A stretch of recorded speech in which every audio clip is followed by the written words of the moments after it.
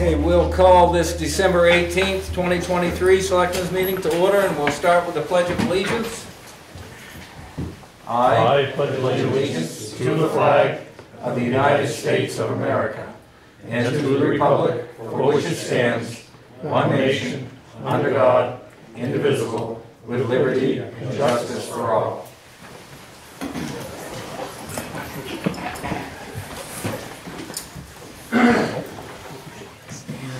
Start with department head updates. Chief Flynn.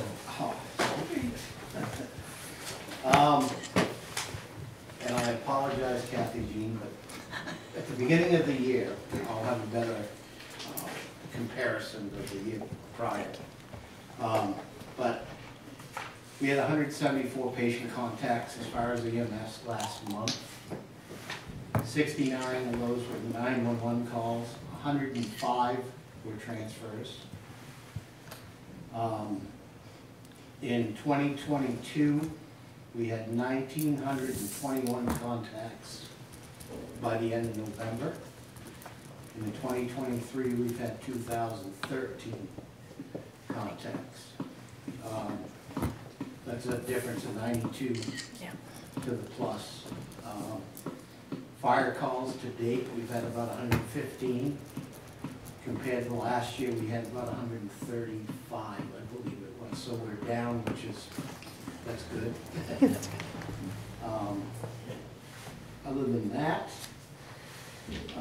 we just got our tanker back today from, we replaced the front main seal. In Manchester did that one, and we got that. They said the springs were broken on it, so McDivitt's changed the springs, which we just got back today, so we should be in good shape. Okay. And all the ambulances are running in decent shape. We're still waiting for our two vans, and they claimed we'd have one by the end of the year, but I haven't heard anything. I told them I'd believe it when I saw it anyway. That's fine. They'll just stay newer. Other than that, it's just business as usual. Short-handed. Yeah. If you know of anybody with an EMT license, please send them our way. Are you one person short, Randy? How many people short? We are about 4 or 5 people short. Okay. Full-time. Full-time or part-time? We're about that. Probably at least 3 full-time. 3 full-timers short. Do we have recruitment in place? We have a new gentleman starting this Wednesday. I believe he's coming up Wednesday. We offered a job to him. He accepted. He's an advanced, not a paramedic, but the next level down. So we're gaining a little bit here and there. We got some part-timers. We've hired a couple of part-timers, which definitely won't pick up the slack, but it's a help.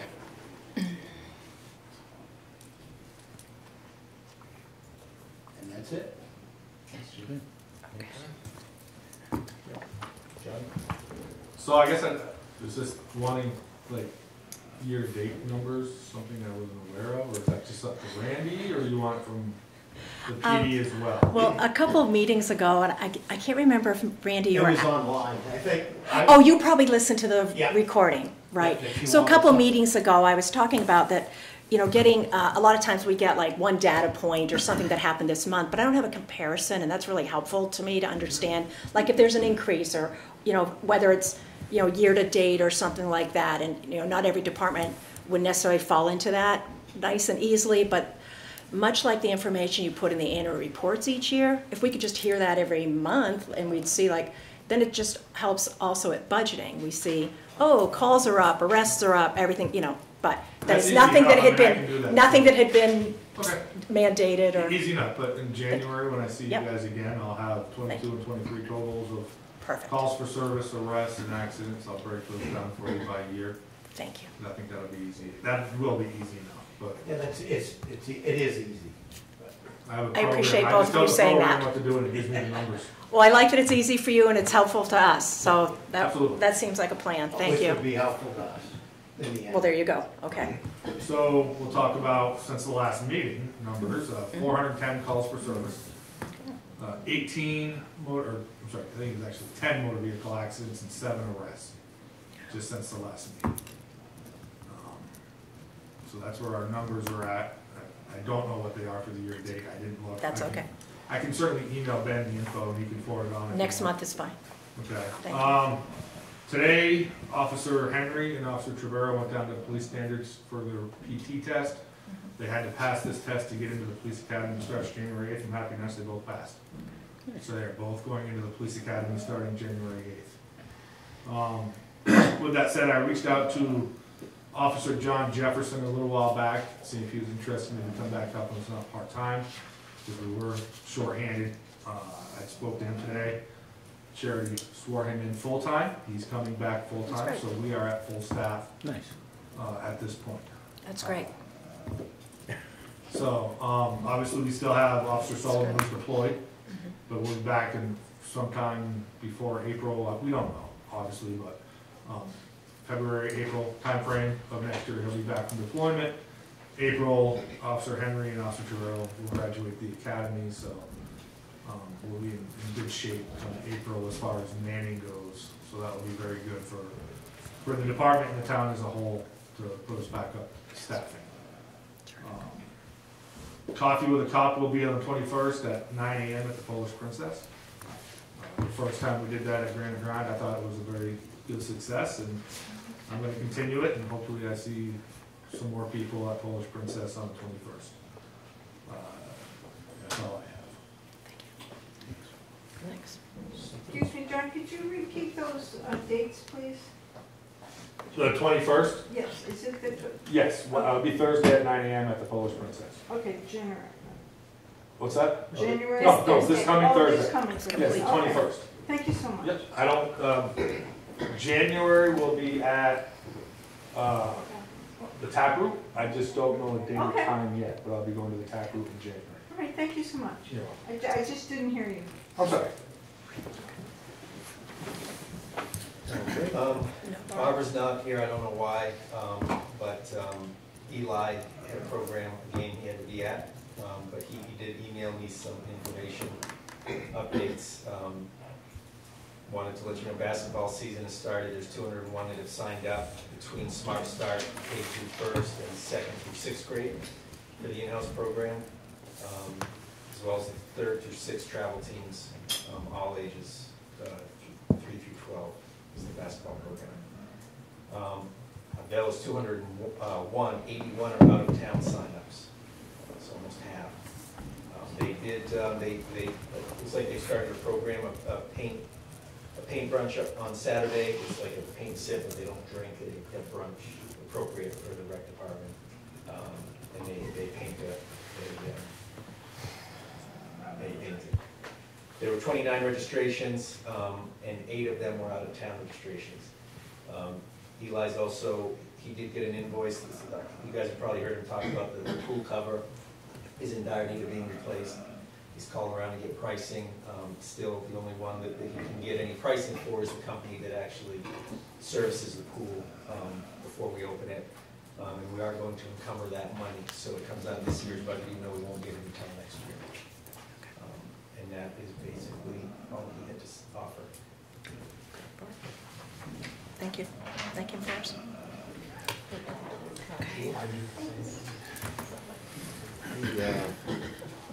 Guess that, and if department heads want to depart, they obviously can. The, move on to appointments. Yeah, we have Rich Matos, he's the owner of Tech Pro, computer repair and gun sales. He rents space at the Welcome Center.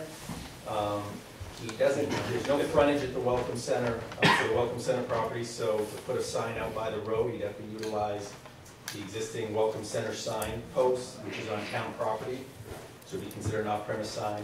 He did ask, basically in order to do that, you'd have to get permission from the property owner. Obviously, me acting as your agent, he asked me I said no, because I didn't think it was appropriate. And then I said, if you disagree with that decision, that's fine, you can come to you guys as the kind of true owners of the property. So that's why he's here. Right.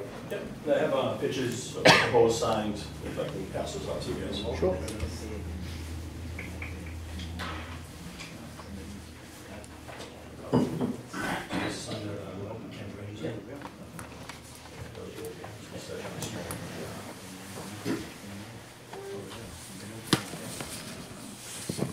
So this is the sign on the building right now, Okay. which is the proposed sign. I'd like to have the same size as the Welcome Center sign. That's the banner I had up there, which there was miscommunication. I misunderstood what Robin had said. Okay. Robin, I subsequently got permission from Linda, who's the landlord, and Linda's like, yeah, no problem, but not realizing I was supposed to come back to Robin after. So I did have that for a week and a half, but the week and a half I had that up, I had an influx of 25 new customers. So that's the proposed sign, it's 2 feet by 8 feet. Wood sign? Wood sign, yeah, I just had Kenny Crane do it. And that's the banner I had up, the banner was, I remember seeing yeah, the that was banner. 3 feet by 8 feet, so this is actually gonna be a foot smaller. So that's the 2 feet by 8 feet proposed, and that was the temporary banner I had, which is 3 feet, so this actually is smaller.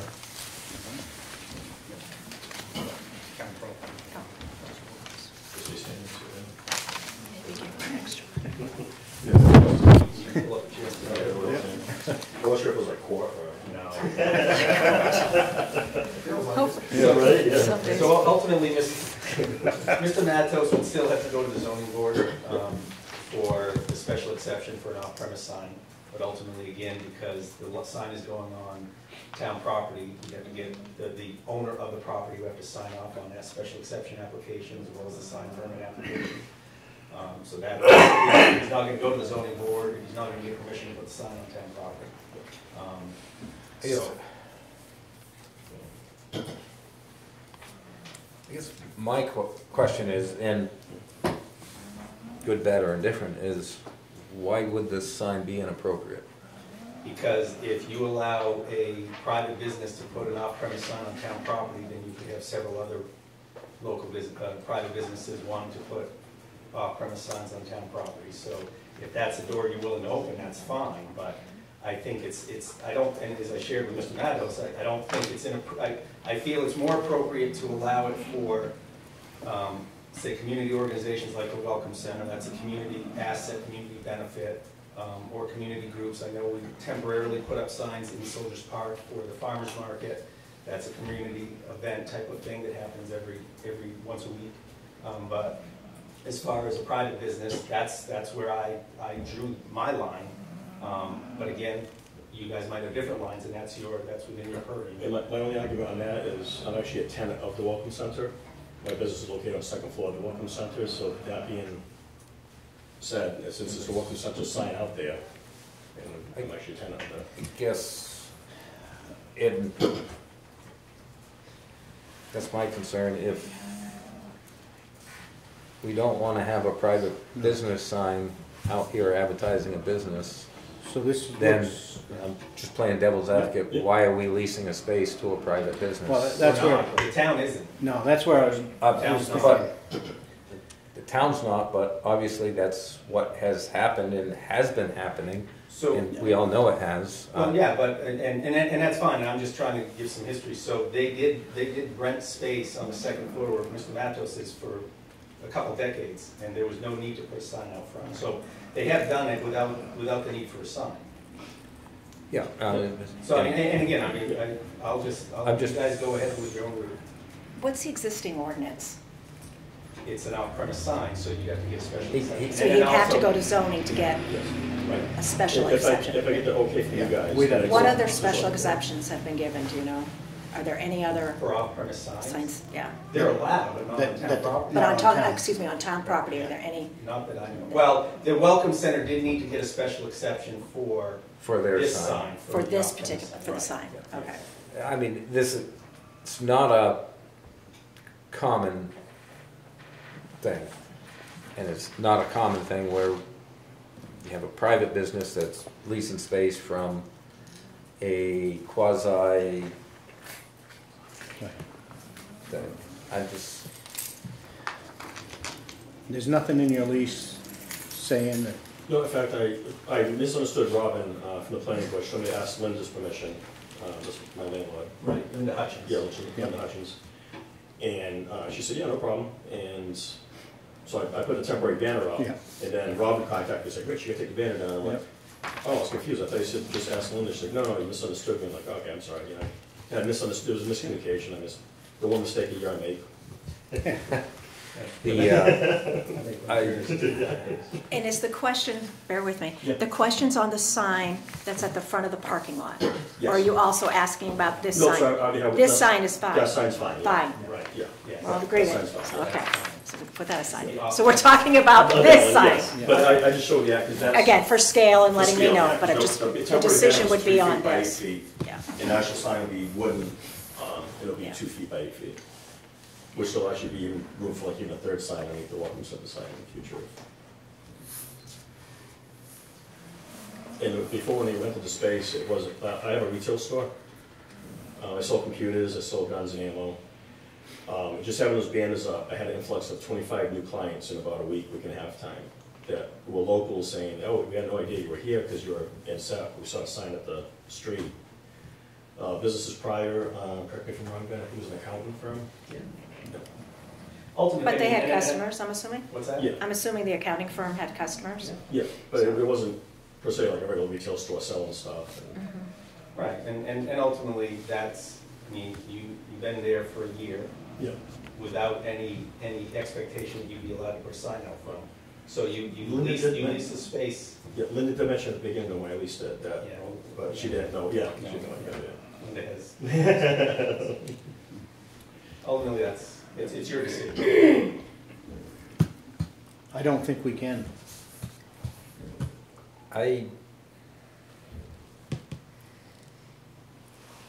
I'm of the opposite opinion. We leased the man a space for a commercial We space, have We not did- leased the we did man's not do space. it. We did not. but they have. And I know you're kind of blurring the lines because, let's face it, although it's a separate organization,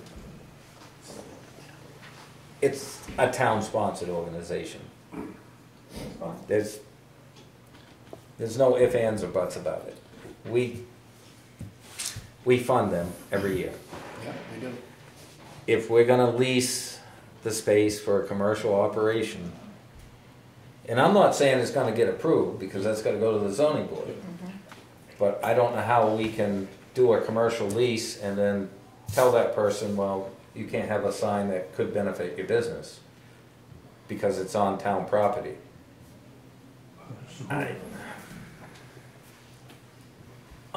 You're kind of blurring the lines already by leasing the space. And that's just, like I said, that's my opinion.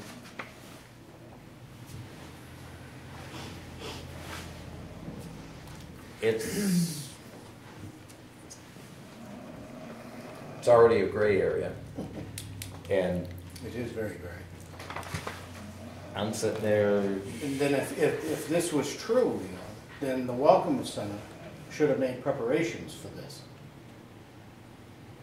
yes, right? What do you mean, Jim? They're the ones leasing the space. It's their building. They came and asked for that sign that was here, that's here. 2001. In 2001.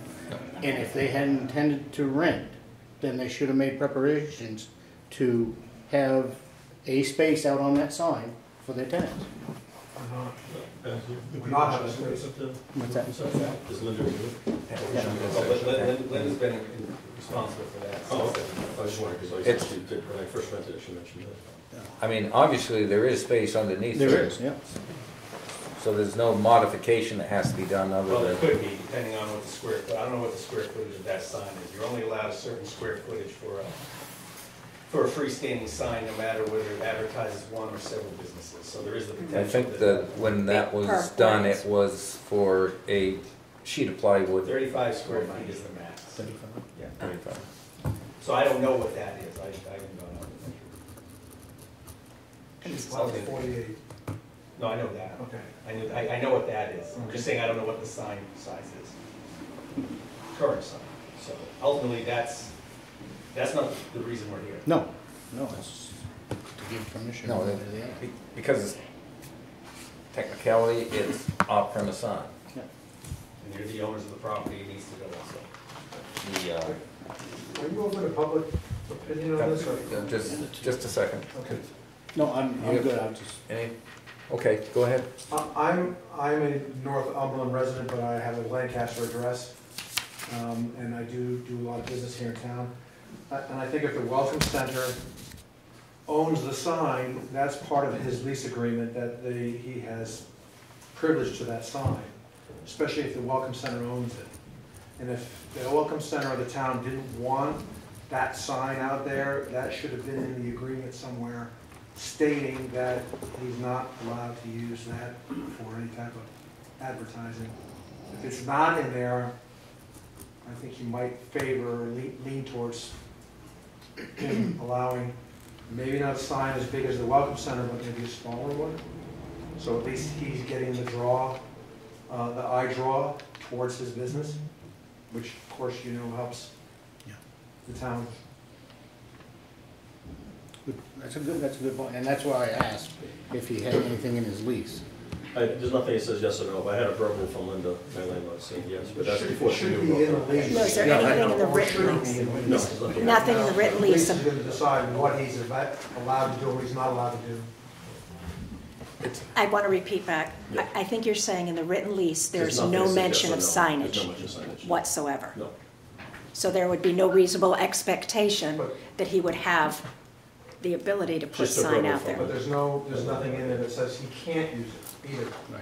Right, okay, and I'm gonna, again, and it is a gray area, that every commercial enterprise somehow expects to be able to advertise their business in the best way that's advantageous to them. So, we cross that gray area line when we lease quasi-town property to a commercial enterprise. I see your point. So, How's it work when the Colonel Town players put a sign? It's a temporary sign. Temporary. They're at the location that they are performing. I was just curious. I do have a question about that. Lancaster, yeah, they put signs at the Welcome Center at the end. What sign do they put at the Welcome Center? I think it was a block party of Lancaster, just showing like directions or something. They put it at the Welcome Center. Those are directional signs for events put on by the Renaissance Group, which So that- manages the Welcome Center. And just for full transparency, I'm also a member of the Renaissance Group, which also is responsible for the Welcome Center, and I do disagree with Linda Hutchins on this. And I did express my disagreement with her, so. And ultimately, like I said, you guys know what you The want to do. sign's larger than the Welcome Center sign. Yeah, Well, that's the Sure. banner, that's why I showed you the one in the building is the one down, proposal is smaller. which is smaller than Oh, the so table. the size of this sign It's would smaller. replace this larger banner? Absolutely, yes. So that would go to a 2x8 Yes. would be the permanent sign? That's what it is. Which is- Okay, Yeah. all right, So 'cause you're that is talking large. 16 square feet, I don't know You're what talking 16 square, half size the, the the maximum is other 20. one is. Yeah.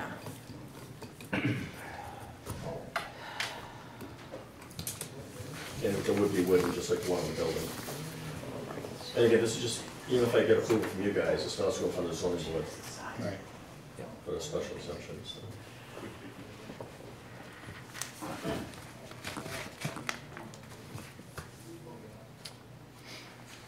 What do you think? Personally, I think we ought to let them go in front of the zoning board. Again, and this has been brought up to me before, is we're leasing a space for a commercial operation, and I'm gonna say it, okay, yeah, it's a gray area, it's a quasi-government building. If you really wanna have a tenant stay in there that's a commercial enterprise, you gotta allow them something to kinda help draw customers in there. The previous tenant had a business that didn't really require advertisement because it was a record-keeping or accounting firm. And my hope, one more thing if I can add to that. If I get approved from you guys and I get approved from the zoning board to do this, that'll make it easier for down the road when you guys, if you guys rent out again down the road, after I move out, for another business to put a sign down. If that's the case. I do find it unfortunate that it's not in your lease. Yeah. That's where I'm struggling, more than the gray, is that there's nothing in the lease one way or the other. Yeah. So No, it's that is- ambiguous. Yeah. So do you take the attitude that, oh, that means you can, or do you take the attitude, no, it means you can't? I wish obviously I wish the lease were Yeah. tighter. It was I just can't a do basic much about lease, that, yeah. but, Ultimately, whatever the lease is between the Renaissance Group, Main Street, whatever, and Yeah. Mr. Matos is irrelevant to the fact of whether you're gonna allow a sign to be put on your property. Right, it's our property. Because I mean, the lease can't obligate another property owner to No, but something. that's where I go back to when they proposed that sign originally. If they were gonna lease that space out, they should have put language in there that that sign is part of that too. They never had any other business. But I don't think originally they intended to lease it, right? I don't know. I don't know. You're part of it. That's, so you need a motion, or we would say we're not taking this up and it just goes to zoning? What's the process? well, I think we'd need to have a motion to say that we would send it to the zoning board. Well, he No, we- can't we send it can't to do- the zoning we- board unless you Right. sign the application as the owner. So That's why he needs permission from the owners of the land to That put a sign on his we would property. give And the him zoning board permission. will decide whether he gets the special exception. I My personally, apologies for asking the process. No, Okay. I'm just explaining it. Okay. I personally think that we should grant him the permission to go before the zoning board and see if he can get their approval for this off-premise sign. So, still, are you guys going to vote to give permission for him to That put a would be- sign on town property? Because what you But can't, or well- are you making that conditional on the It's zoning gotta board be approval? conditional on Conditional on zoning approval. board, on zoning approval. Well, it is anyways, but he can't go, so you need But- to sign the application as the owner of the land that he wants to put the sign on before he can take it to But the. you're obfuscating stuff right now. Because Okay. what I'm asking is this board to approve the sign going there as long as the zoning board grants him the permission to put it there. Because if we word it any other way, okay, we give him permission to put that sign up there, ultimately the select board is the top board in town. So are we ordering the zoning board to do it? No. No. No, I know that. We're saying that if he gets his approval through the zoning board, we will approve the sign. However you want to do it. I just, Or I guess one way to do it is he goes to zoning board, if he gets the but approval. he can't go to the zoning board Without giving him permission to put it permission to there. go. Correct. Okay, It's a catch-22. gotcha. I'm catching on, okay. And like I said, you're blurring the lines even by doing a commercial rental there, in my opinion. That's-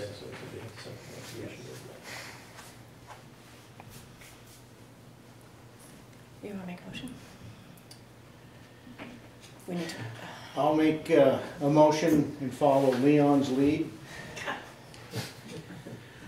So you make a motion to, I make a motion to sign the permit, to get it to the zoning board, and then if it's granted, then the sign can go in. I'll second. got a motion and a second to sign the approval for the sign, the application. Sign the application So as the owner of the the property. applicant can go to The zoning board. the zoning board and see if he can get approval. Upon their approval, if they approve, he can erect his sign. How many people in the zoning board, 7? I'm not even sure, I don't know. but we gotta do We've got the, a motion. so, 6 or 7. is there any further discussion on the board? No. No. Seeing none, all those in favor signify by saying aye. Aye. Aye, All right. so the ayes have Got it. that. Thank you, gentlemen, man. Yep. Yes, Can I make a suggestion that in the future, that if the gentleman does leave, that they make a change to the lease agreement, whether or not that sign is usable by the tenant, that will or the leaser? definitely be suggested. Thank you. It would have been a lot easier. Would have been a lot easier. Okay. Minutes from the last meeting? Has everyone reviewed those? I have reviewed. Oh, you can go ahead and review. No, I'm good. Oh, I'll make a motion to approve the minutes as Okay, I got a presented. motion, do I have a second? I'll second it. I got a motion and a second to approve the minutes from the December 4th, 2023 Selectmen's meeting. All those in favor signify by saying aye. Aye. All those opposed? The ayes have it. Okay, sorry. I thought you were reviewing. Oh, no. Okay.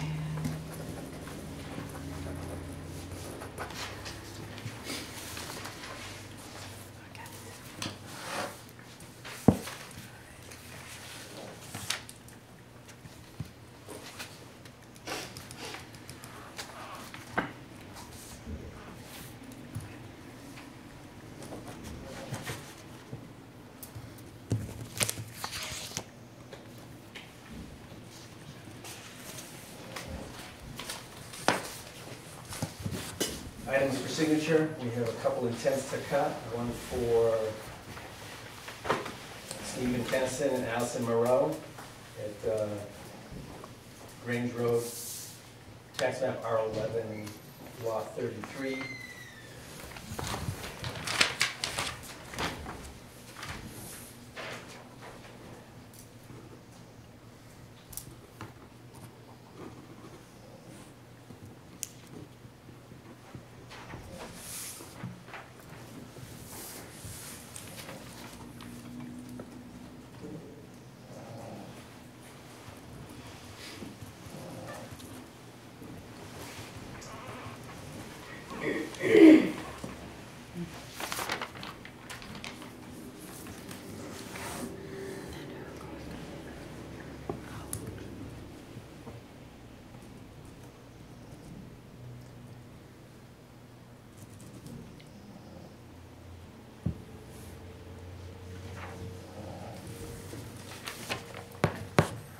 Mike and Sue Green, Stebbins Hill Road, tax map R23, lot 3A8.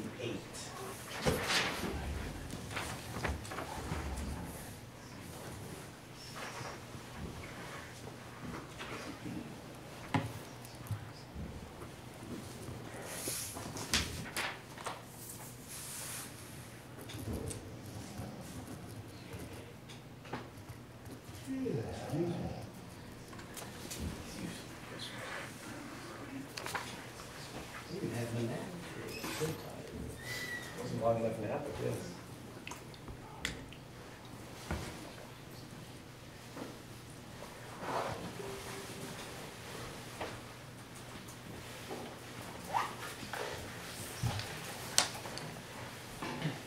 We have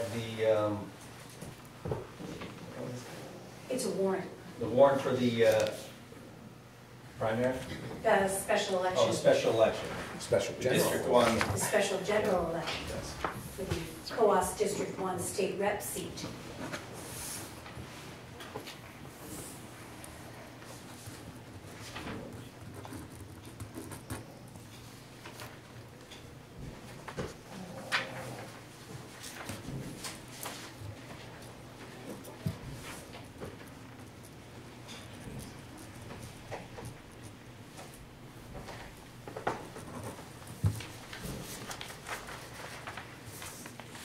Next, that's all signatures. New business, we have acceptance of unanticipated monies under 10,000, doesn't require a public hearing. This is a volunteer fire assistance fund grant awarded by the Department of Natural and Cultural Resources, Division of Forest and Land. One of our fire officers, Kevin Whiting, wrote the grant. It's to purchase wildlands, wildfire equipment, tools. The grant amount is $1,121.72. It's a 50-50 match, so we have to match that amount in order to get reimbursement. So you would need to vote to accept that if you so choose, and just need somebody to sign. Just a question for the chief, that it's a doable amount for, Oh, yeah. kind of figured it was, Yeah. I just, The approved items in the scope of work to purchase are 5 collapsible rakes, 5 combi tools, 5 fire rake cutting tools, 5 fire shovels, 5 Pulaski tools, 5 tool sheets, and 5 rogue hose. So you need a any motion? further questions from the board? I have none. Entertain a motion? I'll make a motion to accept the anticipated monies from the fire, what is it called? Volunteer Fire Volunteer Fire Assistance. Association for $1,121.72. I'll second that. Got a motion and a second, and will you add to allow the town manager to sign any and all documents And for necessary? the town manager to sign any and all documents. Okay. And the 50-50 match. So, we got a motion and a second to accept $1,121.72 in the volunteer firefighters assistance from the Volunteer Firefighters Assistance Program, which will be matched for wildfire tools, and to allow the town manager to sign any and all documents therefore required. Any further discussion? Seeing none, all those in favor signify by saying aye. Aye. All those opposed, nay. The ayes have it. Next item, just something I brought it up in some of the meetings we've had pertaining to the budget, issue-based work sessions. Basically what I'd like to do, we certainly have a lot of work to do as far as the town, as far as planning and strategic planning for the most part. I'd like to, starting next year, organize one extra meeting a month for you guys. I figured we could schedule it for right before another selectmen's meeting, maybe the second meeting of the month. Say we start at 5, and we work through that part, and then at 6:30 we do the regular meeting. My thought is that we can take this opportunity to just focus on planning for the future, whether it be organizational structure, capital plans, what our long-term direction and objectives are for the town, even for town buildings and stuff. When we're looking at trying to either rebuild buildings or renovate existing buildings, what are we looking at doing? What are we looking at doing spaces for? As we've talked about it during some of the budget process, what I've thought about is when opportunities when positions have opened up, I've tried to look at ways that we can maximize that position to move the town forward. Not hire the same position, but hire at a different level, a different scope, a different description to then move the town forward. And some of that I can't do without getting some firm direction from you guys, as well as even the future plans of the town. I mean, ultimately, it's your responsibility. So it would be great for me to get some of that direction, and I thought the best way to do it, other than me asking each and every one of you individually, which might be good for your time, but it's not good for mine, is to have a sit down, maybe depending on what the topics are, department heads could come in and also share their thoughts and ideas as well. I thought, at least for the first year, for next year starting off, the first meeting in January would be just reflect back on 2023 and see, how to go, what did we do good, what did we do bad, how did we do better. Hopefully be able to say that we certainly couldn't do worse. But then from there we can move on. Maybe in February we talk about town meeting and planning for that. In March we talk about organizational structure, because that's right before the meeting where you would start appointing people to the vacancies for boards. But also not just board structure, but also town structure. Organizationally, where would we like to see the departments be? Are we at the right staffing level? Are we at the right experience level? Are there holes that we need to fill? Are there duplications that we need to eliminate? So, and then from that, then forward, I don't know, I have some general ideas, but we can certainly develop that, schedule at that first meeting. So that's what I'm proposing to you guys. You can tell me that it's not a good idea or a good use of time, and that's fine. No, I welcome that, Ben. When I first came on the board, I asked for some of them similar meetings, and I'm glad to have it back. We don't know until we try it. That's right. And I think it could be a good avenue to, a learning avenue. And I do think definitely department heads would probably have to be involved in that when we're discussing certain departments. Exactly. And some of it could be just us and yourself as we talk about town policy and stuff. And that's ultimately how I'm envisioning the first few meetings anyways. And then if we shift off into, you know, let's talk about, you know, fire EMS or public safety as a whole, we can pull in the fire chief, the police chief, and go from there. But I mean, having the department heads be available at select board meetings and budget committee meetings, I think you guys and even the budget committee and all the boards are learning a lot more of the departments, and this is just another step towards better engagement from all sides. Because even though we're meeting more, there still, I think, is also a feeling of everybody still on an island all by themselves, and every once in a while we come together and have these discussions. So now we're just kind of spending more time together festively. That's great. Yes. Yeah. I support this idea. A cautionary tale is, let's make sure we have a goal by the end of each meeting. Otherwise, it just becomes a conversation with no action steps. Nothing that's defined, but a nice conversation, which I love a good conversation, but let's make this worthwhile by whatever that development needs to occur, follow up the following month to make sure that gets done, whatever that pacing is on those things. I absolutely think these work sessions can be helpful if we structure it that way. Great. Sounds like it's a go. All right. So we'll start. I have a rough draft of some scheduling ideas. There might be some holes in it, but I'll share that out with you. Okay.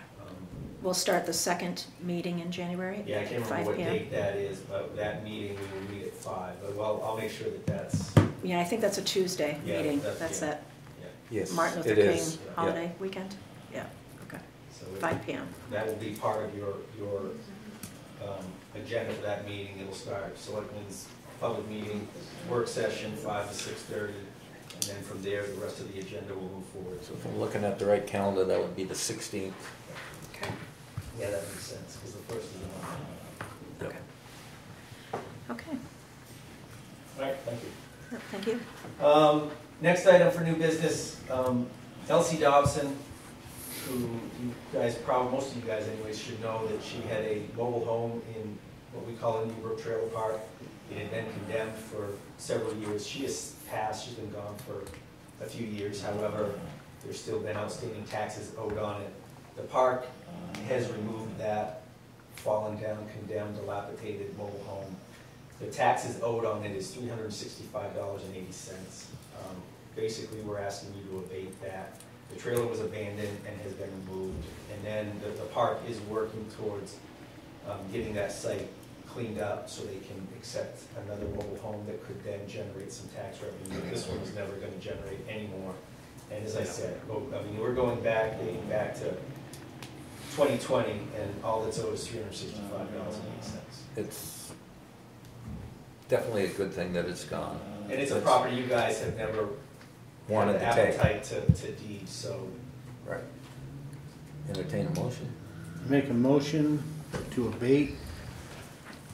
How come it says Bruce Dobson here? Well, it's because It's she's the the son. heir. Yeah, okay. She's passed, he's still alive. Elsie Dobson's trailer that it once existed in Indian Brook Trailer Park, $365.80. I second. Got a motion and a second to abate the taxes on Elsie Dobson / Bruce Dobson's trailer in the amount of $365.80. Any further questions? Seeing none. All those in favor signify by saying aye. Aye. All those opposed, nay. The ayes have it. And like I said, it's a good thing that it's gone. Yeah, absolutely. Took another one out up there too, right? Yeah. I think so. I think so. There's been 2. Next item, moving on, Energy Commission update for old business. Leanne, did you want to do that, or? All right, so we've held the Energy Commission last week and the week before held our 2 public hearings in order to get public input for the development of our electric aggregation plan, which you, the select board, will have to adopt or approve to go to town meeting for adoption by the townspeople in order for us to begin community power. And correct me if I'm wrong in any of this name, and Terry and Rob, because you guys have been involved in this. So Leanne has done a great job in taking the template and turning it into a Lancaster-specific plan. We're giving it to you early.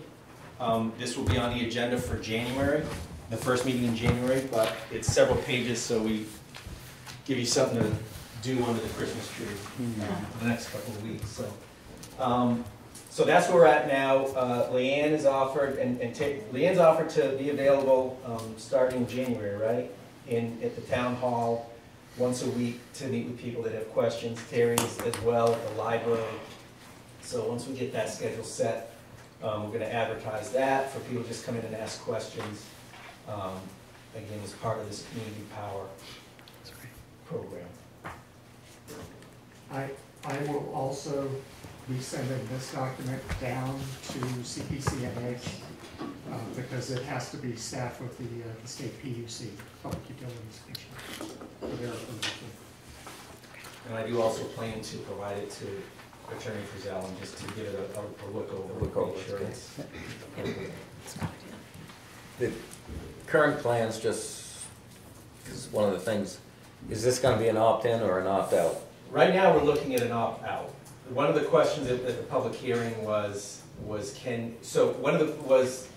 how we were going to present it to at town meeting was have it be an opt-out.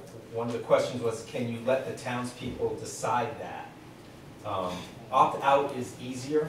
It's easier to process it, but understanding that people don't like the idea of being forced into something, I respect that.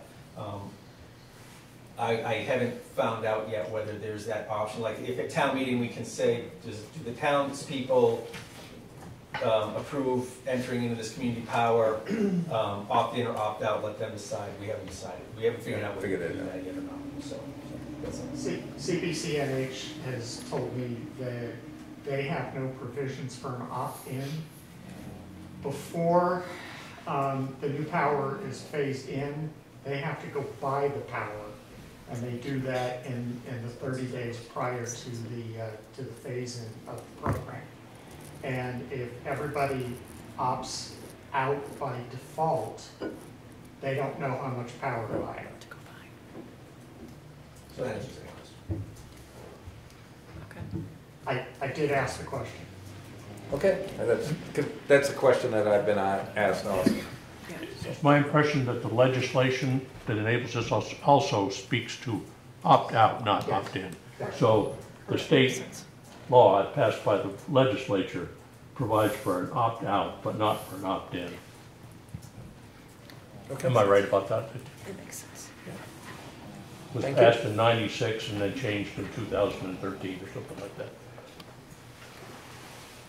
We'll definitely read it over, and I'm sure we'll have a lively discussion in January. All right. That was it, Leanne? Yes. Terry? Yes, I just want to say that we're really trying to make an extra effort to inform the town and the community. So we're trying to do these informal meetings, so people really have a chance at different times. So I'm going to do the ones at library, just people coming in, get information, ask any questions. And so I'm doing that at night, and Leanne's going to be doing it during the day. So we're really making an extra. So all in all, there'll be about 13, opportunities for people to meet and ask questions and get as much information as possible. So.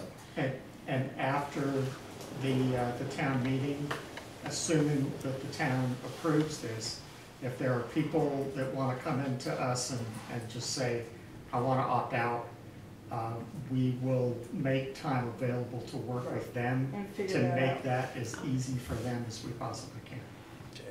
I think it's very important that information, as you're saying, gets out there. We agree, it's very important. We want people to have an informed, a lot of information and not go in there blind. And a lot of, for my motivation is when you had the broadband and something was brought forth to you, you didn't really have a lot of information. So we're really trying to make sure that everybody has that opportunity, so, and to do that. So if the select board can support us in any way and lead people that you may talk to, we'll be happy to talk to them. Rob, did you have anything to add? Rob, did you have anything to add? No, I agree with all of that, and I know that we're concentrating primarily on the energy rather than the broadband right now. And I will say that of the second public hearing, there were 10 or 12 of the most inquiring minds around this town that came to the hearing and asked a lot of hard questions. So it's a good process. All right. Next item is the renaming of Stebbins Hill Road, and I know there's a few people here that I apologize for it to be towards the end of the agenda. But you got a show. So, closing out. So as you guys know, well back, I think it was in 2007, based on that memo, it was first presented to the select board back then about renaming Stebbins Hill Road from the Class 6 section all the way through. And the purpose was, the thought was that it would create better public safety.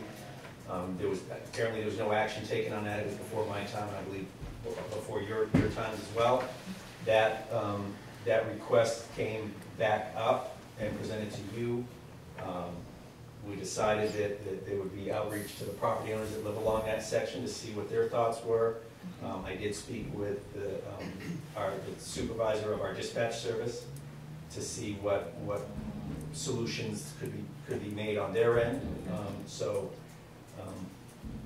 don't know where you want to start. I got a question on the email that we received, because I understood we were looking at renaming the upper portion of it, but in the email it sounded like we were going down to Elm Street, which is now known as Buffalo Road. Yes. Well, no. Well, so the proposal, and it was in the memo that you guys should have gotten a few meetings ago. It explained exactly what it was going to have. The idea was to rename, what would it be, the north section of Stebbins Hill, or whatever. So what's that? West or east? West or east. Okay, the west section of Stebbins Hill, basically from Where the top of Buffalo Road, bang a left down to Class 6, down to where it becomes a Class 5 section. Yep. That's going to be renamed something else, and then the rest of it, if you go up Buffalo Road and go to the right, as you're heading down that way, that would continue being named Buffalo Road. So there'd be two renamings of two sections of Stebbins Hill. So when I read the thing, it sounded like we were gonna rename down to Elm Street. And I was like, wait a minute, that's already Buffalo. No, Road. it's part of Stebbins Hill will be named Buffalo Road, and another part will be named something else. Okay. That's what the proposal was. And that's how I understood Yeah. it. So that's No. the. I don't know. Can I ask a question? Hang on, is there anything from No. the I'd like to hear Okay, from Louis, go ahead. Louis Cassidy, lived on Stebbins Hill since '86. So I just want to make sure we're all on the same page. So you're naming Buffalo Road all the way up towards the cell tower? Yes. Eventually? Yeah.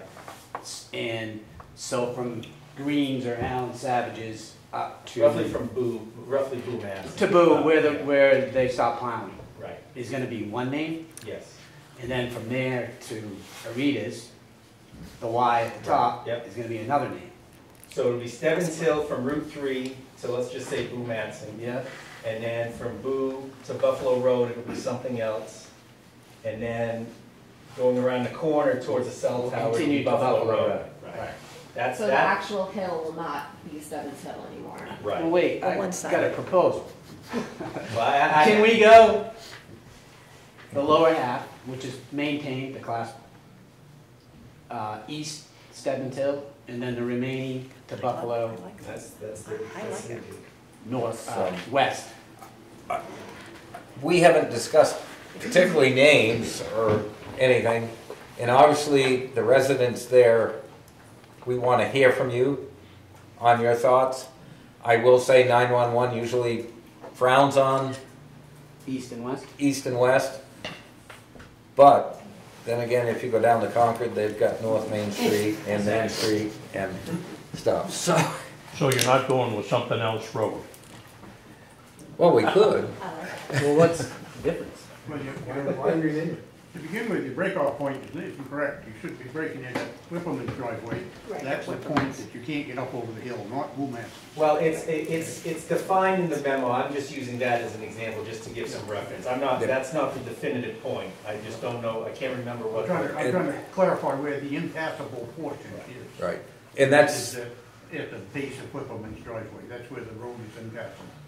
and that's what's driving the renaming of it, because if the ambulance gets dispatched to Stebbins Hill Road, do they go up to Corrigan Hill and access it, or do they go up Buffalo Road and then access that part of it? Well, Because part of it's impassable. they would have to know the difference between East Stebbins Hill Road and. Correct, Stebbins Hill and that's what we're trying to define here tonight. If you name the backside a different name, they'll have to know the difference between Stebbins Hill Road and that name. Correct. All you're gonna do is confuse the neighbors. You did that once already. So it Yeah. sounds like to me the main issue is the paved part of Stebbins Hill Road needs to be defined differently than the rest of Stebbins Hill Road, because that's the part that can be accessed from Route 3.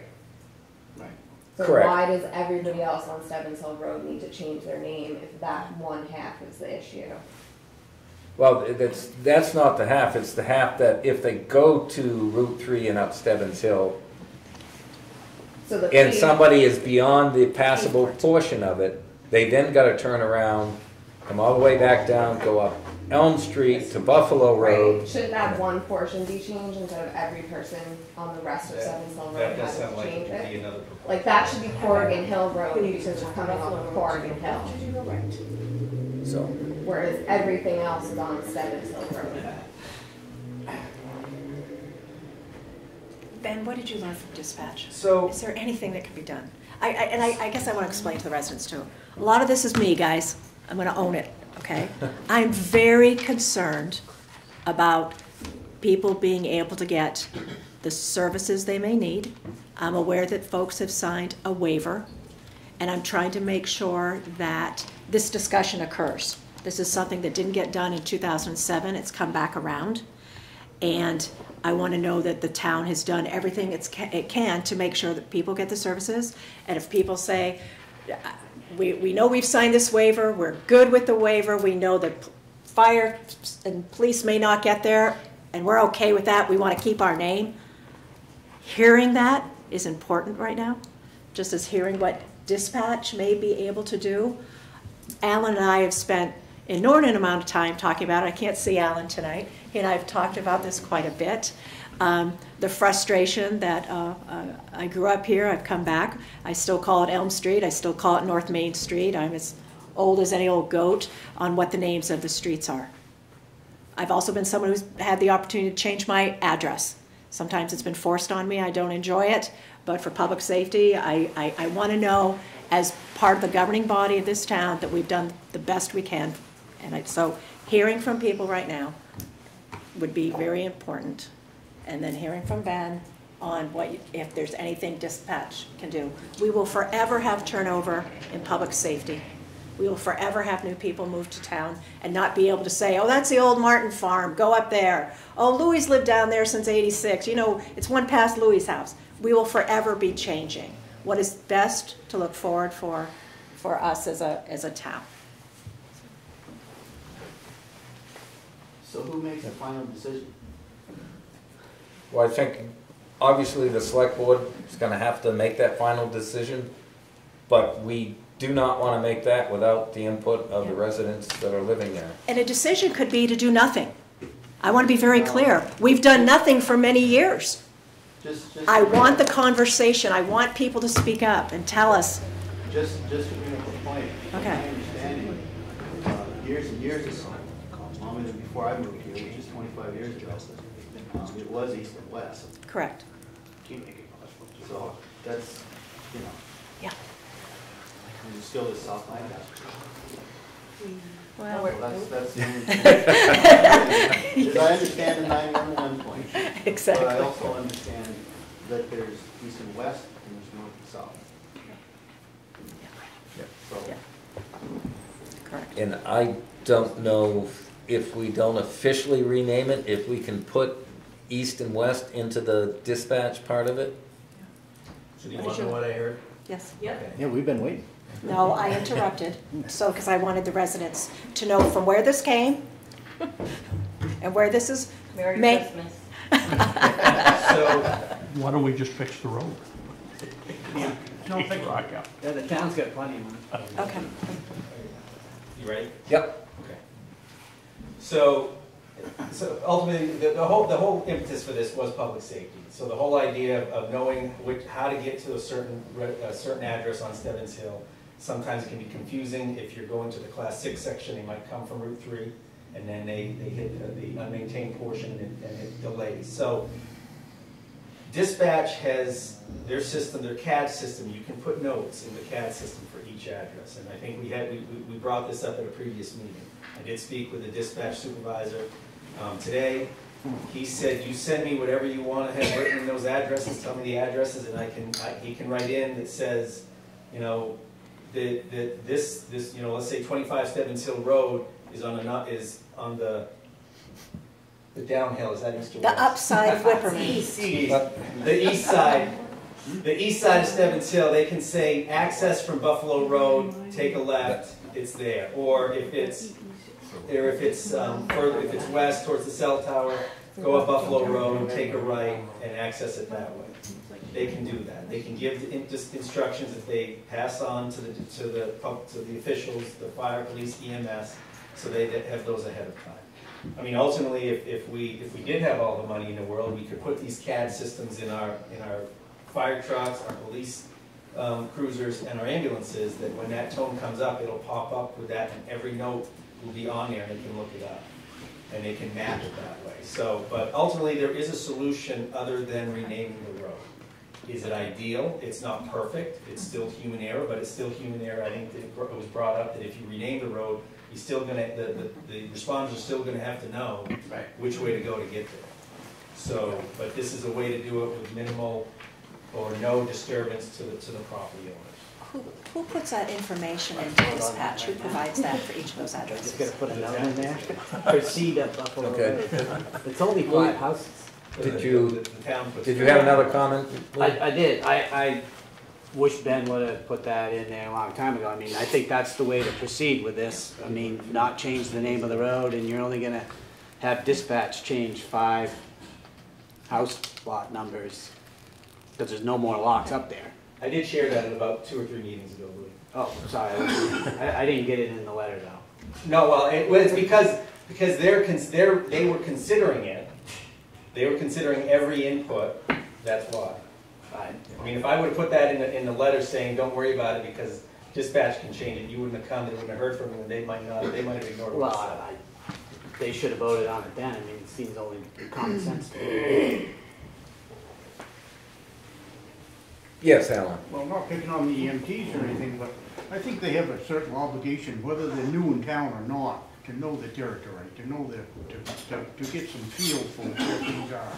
I worked for public service for many years, and before they had GPS, and they do have that now in Lancaster, we had to know where Garland Road was, where the intersection of Buffalo and Stebbins was. You can't make things entirely foolproof, and what you're trying to do, what I feel you're trying to do is lay it onto the dispatcher and have the dispatcher lead them by the hand up Stebbins Hill Road, whether to go left or right. I think that they got to know the territory a little bit. They got to know that that road is not passable in the wintertime. It's not passable really with the ambulance in the summertime. I'd hate to see them scramble up over there because they did the bottom of it out, probably. But they got to know that. And you can rename all you want. You can't fix stupid. Covered bridges prove that. Yeah, right. Well, one circumstance that you're not thinking about is sometimes there are mass casualty events in one town and another town has to come and cover Lancaster. Yep. While Lancaster's out of town. And I think this sort of addresses the fact that there may be occasionally ambulances who don't know their way around Lancaster, and so that's why they're trying to make it foolproof. Well, it could be, but I agree with you in general, I but think you're going to cover every single thing. You're not going to make it foolproof. And people, I still say the new people coming on the ambulance, they've got to, Mr. Flynn should make sure that they study the town and know the town. Mr. Flynn goes to every new building, so if he gets a fire call there, he knows what it looks like inside before he gets there. He also looks to see how he could position a fire truck around the building, and he knows his territory. And I think that the ambulance crew, if they want to be on the ambulance, have a right, should have to know the territory. So ultimately, that's a solution. Yeah. Yeah. I'm good with taking no action. Yeah. With leaving it as it is. People have signed waivers. I would- We've had a conversation. You've talked to dispatch. It was a I process. don't know, Yeah. the only action that I'm hearing that people think we should take that are here and expressing their opinion is maybe doing the CAD part of it, And we will where dispatch can say this address needs to be accessed through Buffalo Road versus Corrigan Hill. Yep. So I would think that would be the action that we'd take, is try to get that done. With the residents knowing it might not be foolproof, but again, they all signed the waiver and they understand that there could be a delay. I think it's on the waiver, first of all, and the CAD system seems like an obvious solution, and I think only changing the name would only further complicate it. It's, again, it doesn't change anything as far as how you access it, it's just gonna change the knowledge of where the buildings are even further. And if, say, my home address now becomes West Stebbins Hill, what happens when you punch that in your GPS? For the next 5 years, it's gonna be a non-existent road. So, in the rare occasion an out-of-town department does come to respond to a call, my house is now non-existent essentially, if we change it until Google Maps and the tax maps and everything's updated. It just They're seems wrong like now, so. Yeah. I mean, Yes. They are. So Okay. I would think that's the direction, is just try to update the CAD cards for now. And We will do that. I don't think we need to really take a vote on that, or would you prefer a vote? Does Jason need something for that letter, giving the address to the couple that needed a new address? If you're not gonna do anything, then he's just gonna address it. Okay, so then no, I don't think so. We still have that. Where did that go? Do Anyway, those we are questions want, for do me. we want record that this happened? What's that? Well, do we want an official vote or not? That I would like an official vote. Yeah, That way, if I'm here, you know, 10 more years and this comes up again, I can say no, this is. if you're here 10 more years and you have CRS, you can go back to the. Yeah, I'll have less hair. So I'll entertain a motion. To take no action. Take no act other than update the CAD cards. I make a motion that we will update the CAD cards for the properties on Stebbins Hill Road, as we know it. I'll second that. Got a motion and a second that we will update CAD cards for the Stebbins Hills properties. Any further discussion from the board? No. Seeing none. All those in favor signify by saying aye. Aye. All those opposed, nay. The ayes have it. Thank you. Thank you very much. Thank you. I do have one more question. Sure. In regards to the Buffalo Hill portion, is that gonna be a whole nother meeting? No. No, done. No, Louis, she's over. it was all. That was already, issued. so where does that end? At It's- the intersection of Stebbins, nothing will Nothing's change. changed. Nothing's changed. Nothing will change at Nothing's all. changed. Good. Why, did you want something to change? Thank you. Oh, no. All right. What's my question? Okay, what's his question? What's Louis, the- do you still have a question? Yeah, I do, I guess Okay. I'm still confused. So, Okay. Buffalo Road, where does it stop now? Where is Top of the hill. Where it runs Stebbins into Still runs Stebbins. all the way through still. Stebbins Wait a Hill. minute. Janine and Chad will still be Stebbins Hill, the cell tower will still be Stebbins Hill. But isn't, I thought before, at the beginning of the meeting, I asked that question, is Buffalo Road eventually gonna get turned Stebbins? That was. It's not going to. That was part of the proposal that Okay. they just All turned right. down. Yeah. Got Yeah. It's not. Alright, I thought that was gonna be a whole nother, No. They were all one and the same. alright, Yeah. thank you. Thank you.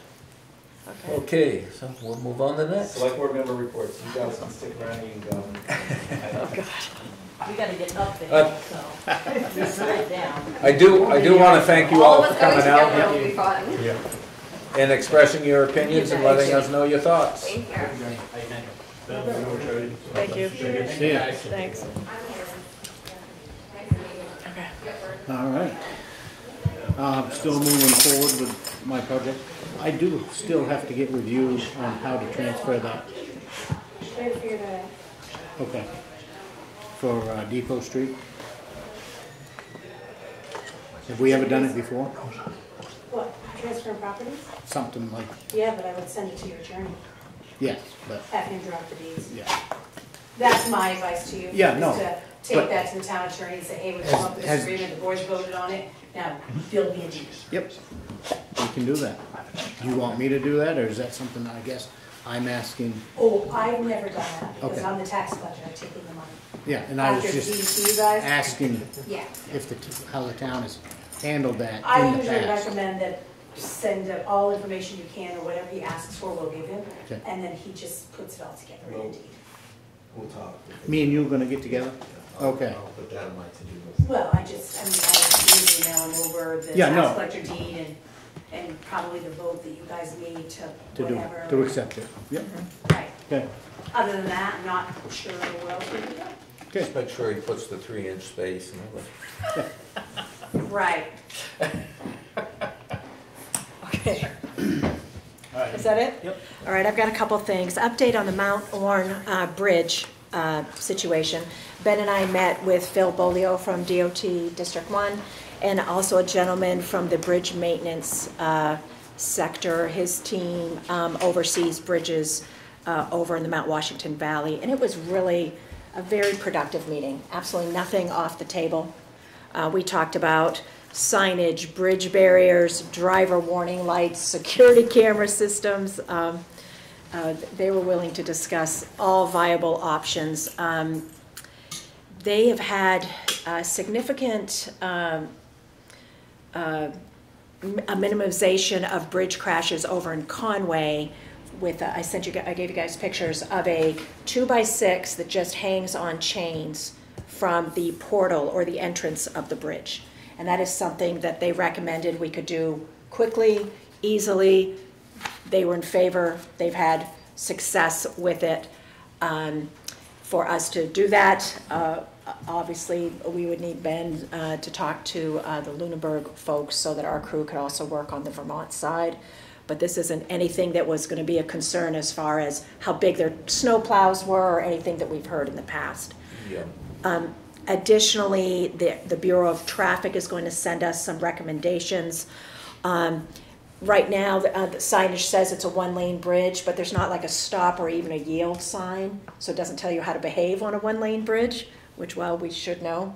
It needs to be stated. So there might also be some like reflectors or markings that we should consider putting up, but we have not received those recommendations yet, and I will follow up after the new year if we haven't received them.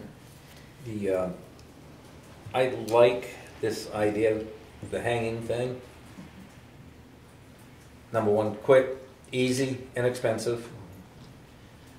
I would probably recommendation, they show on this bridge, they got reflective stripes down by the bottom. Exactly. Mm-hmm. It should be on the edges of that piece that's hanging down.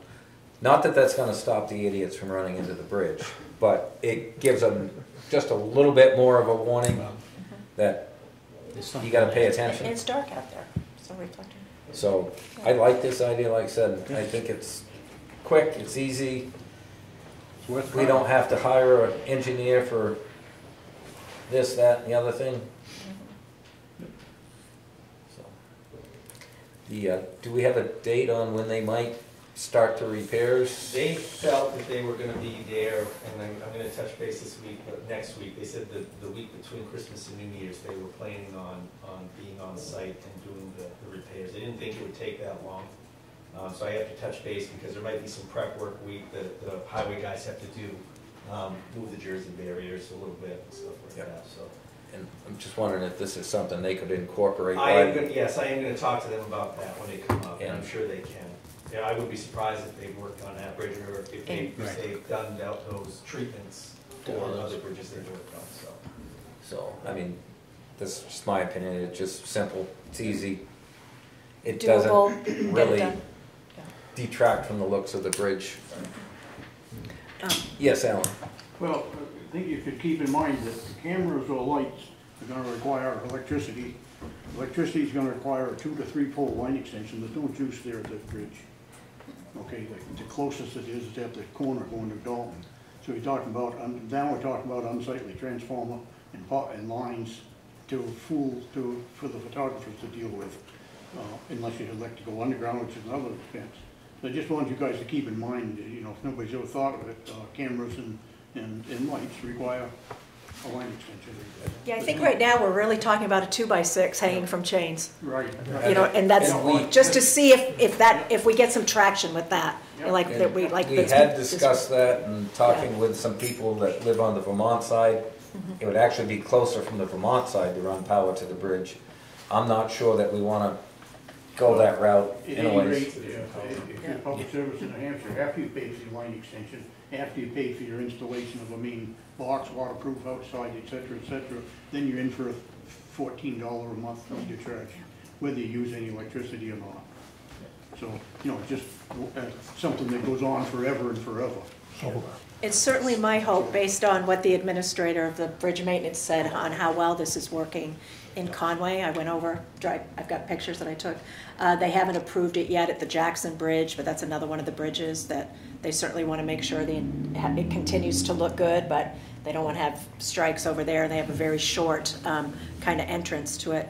I would be remiss too if I didn't say Ben confirmed that snow machines are not allowed on the bridge at any time, whether the bridge is working or not. That has been confirmed. So. Yes, it's a vehicular passing, not a snow machine passing. They tear up and gouge up the decking. Especially the ones with the spikes in the tracks. Yeah. Yes. Thank you.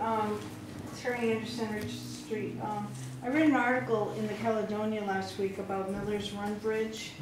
Yep. And I just want to encourage the select board to add a $5,000 ordinance into to help along in case we incur any expenses along those crashes. I guess sometimes you won't find out, sometimes you do. And then if you have an ordinance and it gets out there, then it might help deter them from, like, if I'm around, should I? Oh crap, I did it again, sort of thing. So I just wanted to share that. Thank you. Thank you, Terry. And you had your hand up. Oh, I was going to say that this gentleman here was, with the solar technology and stuff like that, if you ever want to put a camera and stuff, solar technology now is more than capable of handling cameras and any type of motion activated, whatever you want there, which would considerably cut down any cost for monitoring the bridge, both sides. Just a thought. Yes. We actually found a game camera that operates, it's got a battery that'll keep going for, and it communicates over cellular. Right. So whatever is done with that bridge, are you going to do with the other bridge too? Most likely. A mechanic? Yeah. Yeah. Well, you've got electric at the mechanic anyway. We have electric there, but that suffered 2 strikes last year. Most likely if we do it to one, we'll do it to the other. Yeah. So I think we could probably look at that too. Again, it's a quick, easy fix, and it's not something that really changes the way the bridge looks. Do you need a motion? Do we need a motion to move forward with this? Okay, great. Yeah, I think it should be just part of the repairs.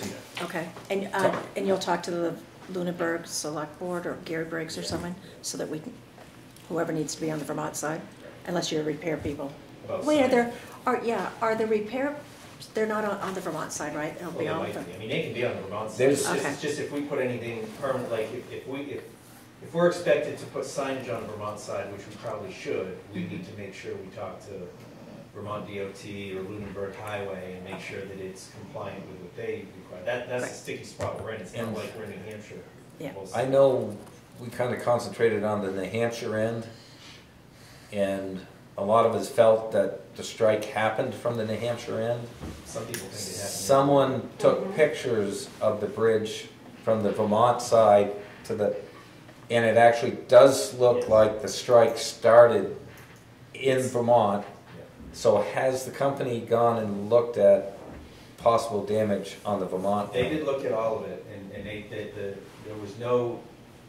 there was scuff marks along from the Vermont side there. There was nothing that did any substantial damage, only scuff marks. And Officer Woodworth, Chief Woodworth, I should say, I'm sorry, he also believes it happened they came from the Vermont side through. And it's possible that maybe the truck just barely squeaked by, brushed across some of the upper members, and then when you hit the New Hampshire side, it dips down, and when it dipped down, the top of the truck might have kicked up. And just enough because that's where it pulled out everything, is those last few cross members and the front door mark.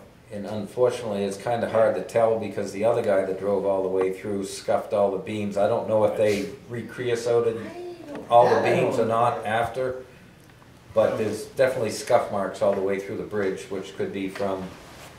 But ultimately, we would like to replicate what we're doing on the New Hampshire side and the Vermont side. Certainly, we don't have the same approach distance because I mean, you have a good almost 100 yards from where you leave basically Elm Street to where you hit the bridge portal.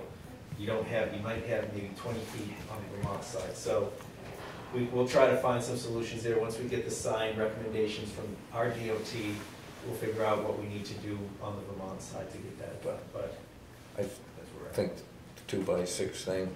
In my opinion, we can do that anyway. We can do that without. Right. Yeah. That bridge is our property. I think when they put it on the Hampshire side, they put it on the Vermont side. Yeah. And Vermont don't like it too bad unless they want to start paying for some of these repairs. Right. No, they're going to get, definitely, it's going to get the 2x on the Vermont side. I just want to make sure that whatever signage. I mean, if we're going to buy signage, I want to make sure it's compliant with Vermont. Yeah. And I'm sure it is. They probably use the same national standards, but not knowing what they are and not knowing what we're supposed to have until we get the recommendations from DOT. Yep. But the 2x6 we can do. Yeah, it's our bridge. Yep. Yeah. Okay. It's our door, front and back door. We can put whatever we want in there. So I think it should be done by that company before that bridge is reopened. At least that is there. Absolutely. And when you said reflective on the ends, like on that 2x, like the last, say, foot of each end, is that what you're talking about? This one goes, it's quite a span, but I'd say probably a foot, 18 inches, be that reflective tape. So not only does it say low clearance, but it's reflective to catch their eye when their headlights hit it. Yep. And maybe the low clearance should be reflective as well. I don't know how. It's usually a sticker of some sort. You can get that reflective vinyl, I guess they call it, or whatever. All right. Great. That way the headlights pick it up. Yep. Okay, the other matter.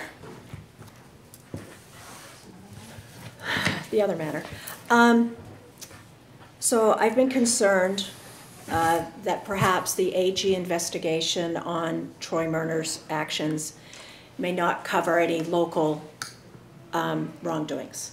So I made a call to investigator Richard Tracy. I was very clear that I was calling as a resident of Lancaster, not as a member of the Select Board. And I wanted to know specifically what role they had in anything that maybe happened here. He was clear, explaining to me that in fact they focus on criminal activity at the state level and that there would be no local investigation on their part. I talked to him about the stipend that Troy had received during the time in question of whether or not he was domiciled. And asked Mr. Tracy, you know, how best to pursue learning more about our action that we could take on that.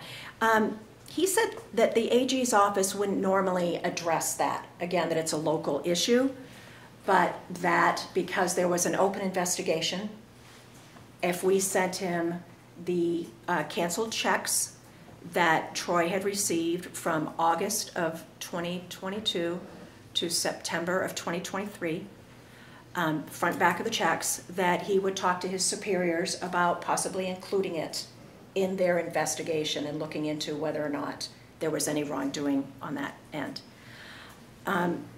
I also talked to him, there were 2 select board meetings in March of 2023, when it was only Shane and Troy. You weren't here, Leon. And I asked whether or not those would they have been considered illegal meetings, or was there any concern about any actions that were taken during those 2 meetings? And again, what the route that the select board should take on those. And he said the route to take would be to talk to town council about whether or not those meetings need to be reaffirmed or what we need to do. There were some decisions made during those 2 meetings that I certainly would want to make sure were A-okay. Yeah. And so he suggested we go to council about that. Any questions so far about what I've done? I think the second one is an easy thing, that we send the minutes and stuff of those meetings to the town council, and he can give us his opinion, and that's what we're looking for, whether those meetings were a legal meeting or if we need to reaffirm the actions that the board took on that. Yep, I agree. At those meetings. Is that a motion? Entertain a motion. I make a motion to send. Just real quick before you do that, just a question. I don't know the answer, that's why I'm asking is, when you're talking about costs on the stipend, would doing those special election costs also be included? I didn't ask about special election costs. I did not ask about special election costs. It does cost the town money to do that, so there'd be 2, the primary as well as the... Yeah, but they would have had the elections anyways if he resigned right away. They still would have had to have the special. Have that election, yeah. I will say, if people have concerns about wrongdoings at the state level, call the AG's office. Okay. No, the Public Integrity Unit, and you can ask for Mr. Tracy. And that was a recommendation he made if people had concerns, again, at the state level. Again, not local, so. Yeah, right. Yeah, like I said, the only thing that we're dealing with right now is either confirming that those meetings were legal and the actions were taken, or do we need to reaffirm those actions that we're taking at that meeting at a future select board. Correct. And I've got a motion. Oh, did you make that motion? I started. Oh, go ahead. I make a motion that we seek council's advice on those votes that were taken. You have a March 6th. March 6th. And March 20th, 2023. And March 20th, 2023. A second. So we got a motion and a second. Any further discussion on the board? Seeing none. All those in favor signify by saying aye. Aye. Aye. Okay. The ayes have it. We'll ask town council, and then back to the stipend. Back to the stipend. At the, I'm just at that. Maybe that's another question for council to advise us on.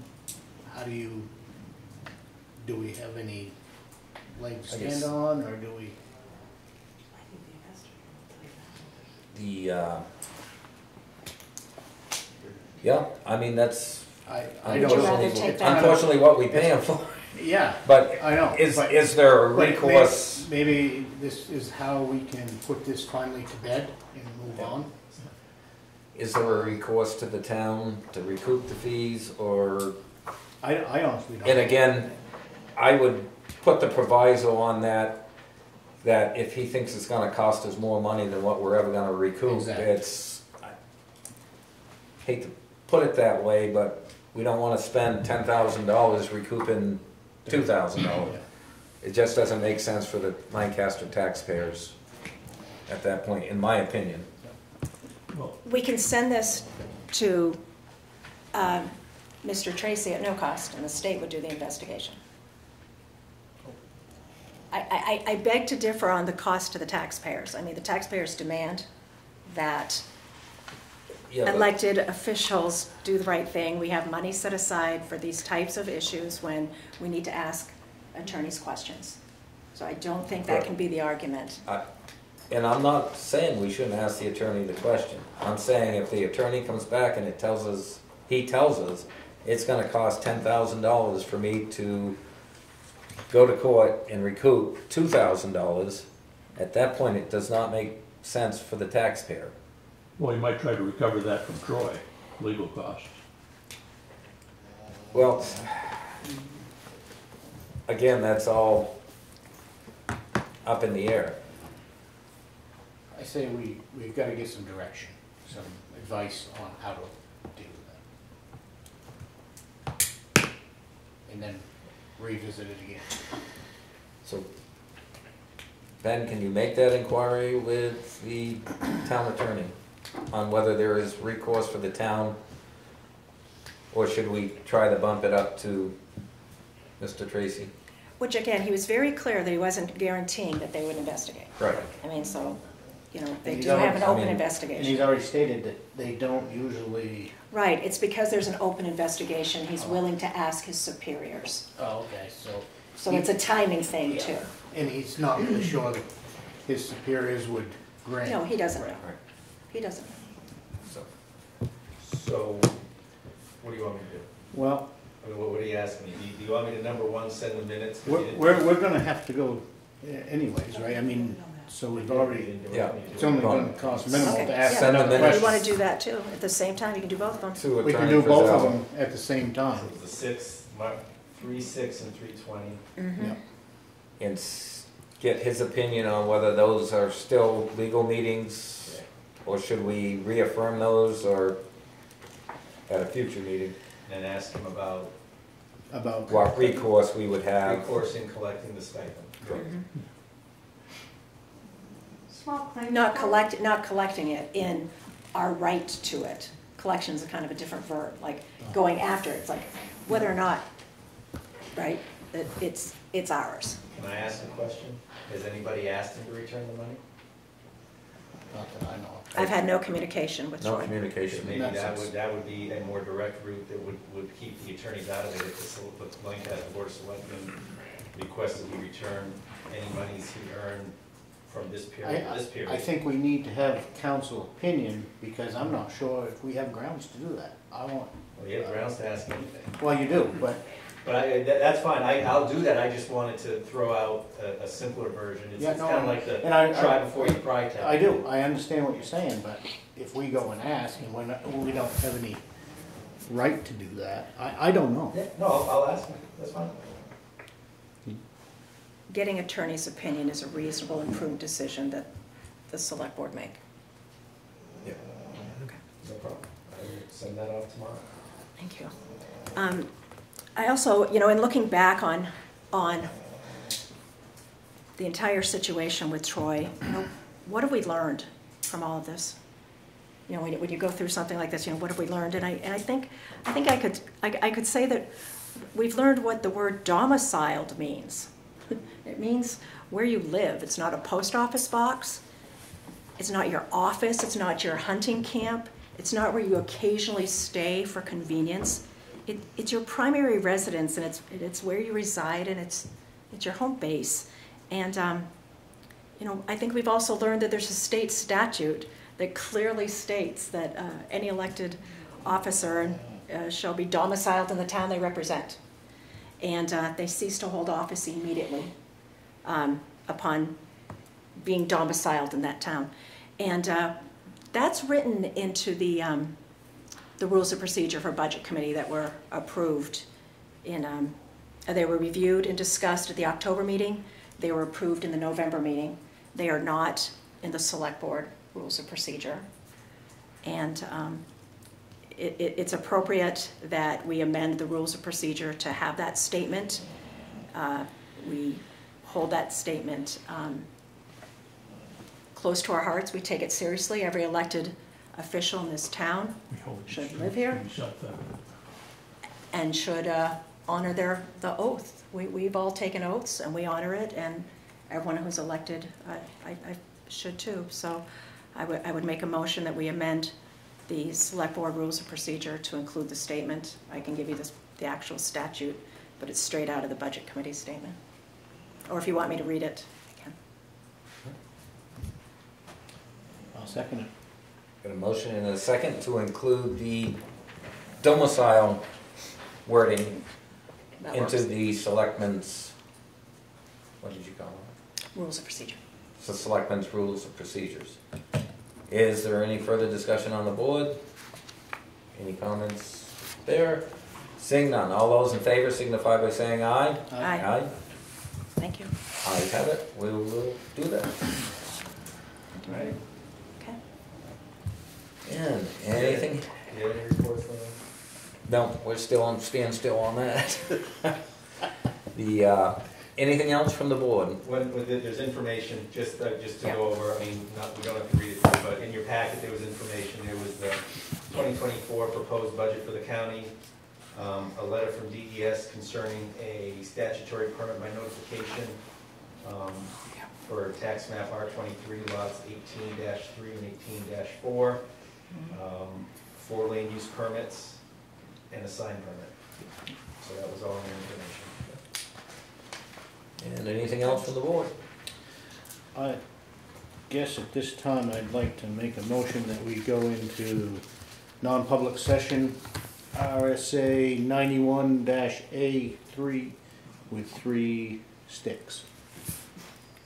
You gotta state the purpose. Concerning personnel. Do I have a second? Second, I'm sorry. Second. Got a second. All those in favor signify. It's gonna be roll call.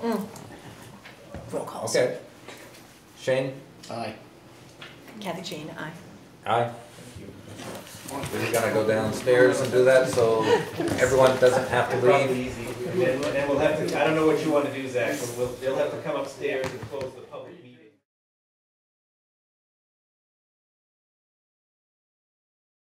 Yeah, so we're back into public session. I will entertain a motion for sealing. Go ahead. Oh, I'll make a motion to seal the minutes of the non-public session Indefinitely. indefinitely.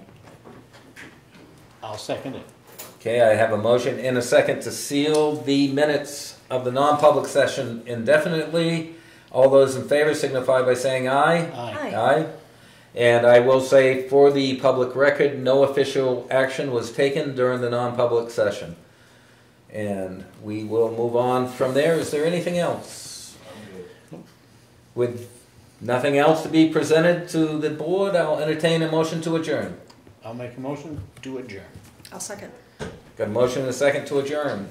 All those in favor signify by saying aye. Aye. Aye. The meeting is adjourned. Thank you. Thank you, Zach. Sweet, no problem. Merry Christmas to all. Yeah. Oh, good night. Oh, good night.